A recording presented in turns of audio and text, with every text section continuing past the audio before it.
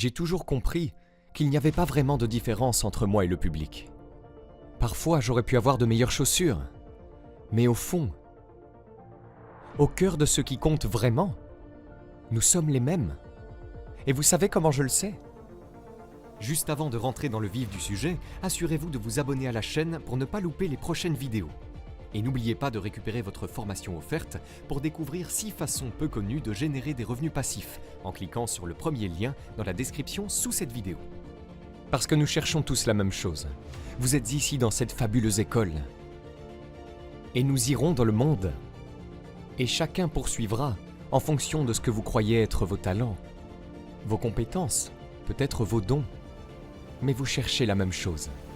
Tout le monde veut atteindre la plus haute, la plus vraie expression de soi. En tant qu'être humain, c'est ce que vous recherchez. L'expression la plus élevée et la plus vraie de vous-même en tant qu'être humain. Et parce que je comprends cela, je comprends que si vous travaillez dans une boulangerie et que c'est là que vous voulez être, et que ce que vous avez toujours voulu faire, préparer des tartes pour les gens, ou des gâteaux pour les gens, ou d'offrir votre don, alors c'est pour vous. Et il n'y a aucune différence entre vous et moi, sauf que c'est votre plateforme, c'est votre spectacle de tous les jours. Donc, ma compréhension de cela m'a permis d'atteindre tout le monde. Et il n'y a aucune chance que vous ne le fassiez pas, car c'est ce que je ressens vraiment. Pour relever le défi, il faut rester calme et se demander quel est le prochain mouvement à faire. Ne pas penser à « Oh, j'ai tout ça !» Quel est le prochain pas à faire ? Et ensuite, à partir de cet espace, faire le prochain bon geste. Et le prochain bon geste, et ne pas se laisser submerger par cela. Parce que vous savez, votre vie est plus grande que ce seul moment. Vous savez que vous n'êtes pas défini par ce que quelqu'un dit être un échec pour vous. Parce que l'échec est juste là pour vous indiquer une direction différente. Si je ne vous laisse rien d'autre, c'est de savoir qu'il n'y a pas une seule chose qui vous soit arrivée, pas une seule expérience, pas une seule rencontre, pas une seule crise, pas une seule chose joyeuse qui ne soit pas arrivée juste pour vous rendre meilleur et vous aider à vous élever. Chaque chose pour laquelle vous êtes appelé, que vous le sachiez ou non, quand vous comprenez votre appel de vie, quand vous commencez à méditer ou à prier ou à avoir une pratique spirituelle, qui est la première chose dont vous avez besoin si vous voulez réussir dans le monde, vous avez besoin de quelque chose qui vous donne et vous nourrit. Peu importe comment vous l'appelez, vous devez remplir votre coupe pour que vous puissiez être si plein que votre coupe déborde et que vous ayez assez à donner aux autres. Si vous ne remplissez pas votre tasse, vous finissez par vous dessécher. Vous finissez par être fatigué, épuisé, et vous n'avez pas assez à donner aux autres. Vous finissez par avoir du ressentiment chaque fois que quelqu'un vous demande parce que votre tasse est vide et maintenant ils veulent un peu de la vôtre. Donc votre travail numéro 1 est de remplir votre tasse et de vous rendre entier. Donc pour moi, la base fondamentale de l'autonomisation, de l'entrepreneuriat, de tout type d'engagement, la base fondamentale de mon succès, de mon bien-être, de ma plénitude, de mon tout, c'est de savoir qui je suis et d'où je viens. Dans mon salon en ce moment, il y a un tableau d'art que j'ai depuis 30 ans. Vous pouvez le googler. Il a été vendu au plus offrant. Et il est au centre de ma maison. Et il est au centre de ma maison parce qu'il est en fait le symbole des fondations. Non pas de la maison, mais des fondations de ma vie. Le tableau est de Harry Roseland, qui était un peintre de genre au début du XXe siècle et à la fin du XIXe. Le tableau fait plus d'1,80 m de haut et montre une femme esclave sur le marché aux enchères, tenant la main de sa fille. Et je ne peux pas passer la porte, ma porte d'entrée, ou je ne peux pas partir sans passer devant cette peinture. Chaque jour de ma vie, je me rappelle d'où je viens. Et je me le rappelle parce que je ne veux jamais l'oublier. Et dans ma bibliothèque, j'ai une liste encadrée d'Afro-Américains réduits en esclavage. Rappelez-vous, je vous l'ai montré. Qui étaient détenus en esclavage dans diverses plantations, listés dans les registres, à côté des vaches, des chevaux, des buggies et des autres biens. Et je passe devant cette liste tous les jours. Et souvent je m'arrête devant elle et je prononce leurs noms, à haute voix, et leurs âges.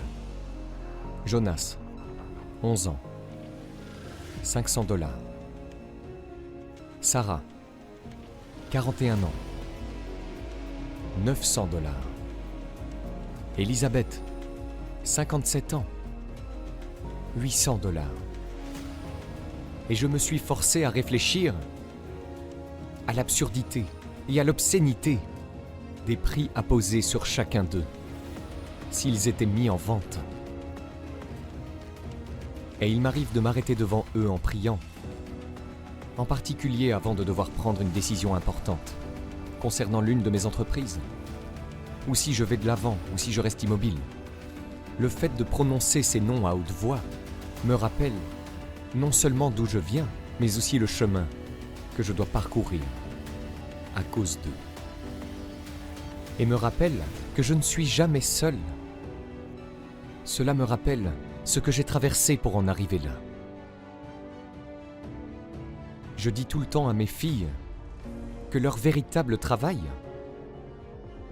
consiste à déterminer où se trouve la base de leur pouvoir et à travailler à l'alignement de leur personnalité, des dons qu'elles ont à offrir, avec la véritable raison pour laquelle elles sont ici. C'est la première chose que vous devez faire.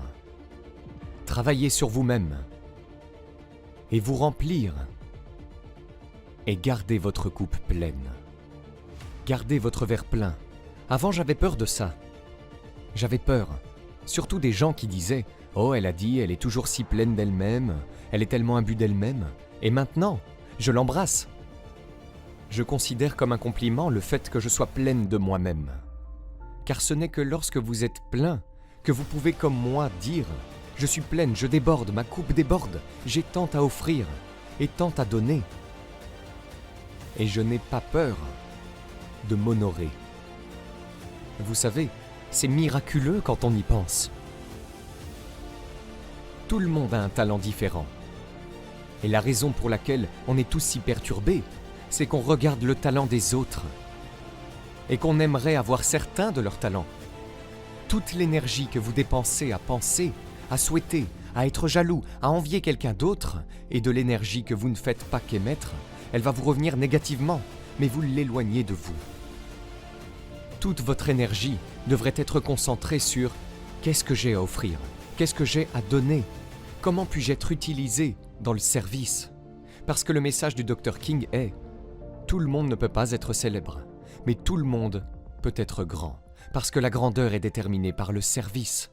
Et il n'y a pas un seul travail ici que vous pouvez faire sans changer le paradigme en service et sans rendre ce travail plus satisfaisant.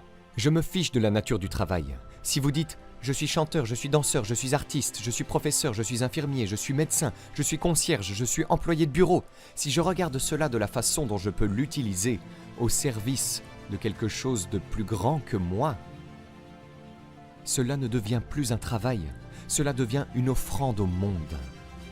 La première loi est la troisième loi du mouvement en physique qui dit « Pour chaque action, il y a une réaction égale et opposée ». Et nous l'avons montré très joliment dans la couleur pourpre, quand Miss Seeley dit de façon désordonnée à monsieur « Tout ce que vous essayez de me faire est déjà fait pour vous ». Ce n'est pas juste une phrase rhétorique, c'est une loi.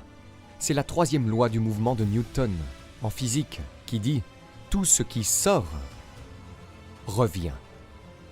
C'est comme tout ce qui monte redescend. Ça peut prendre beaucoup de temps, mais ça redescend. Tout ce qui sort revient. Ça revient. Donc, pour répondre au pouvoir de la manifestation et de la méditation, ce que fait la méditation, c'est vous synchroniser avec la source. La méditation vous permet de puiser littéralement dans le pouvoir qui vous a créé, pour que vous soyez en alignement avec elle. Et donc, quand vous portez cela dans le monde, tout ce que vous faites vient du centre de cet alignement.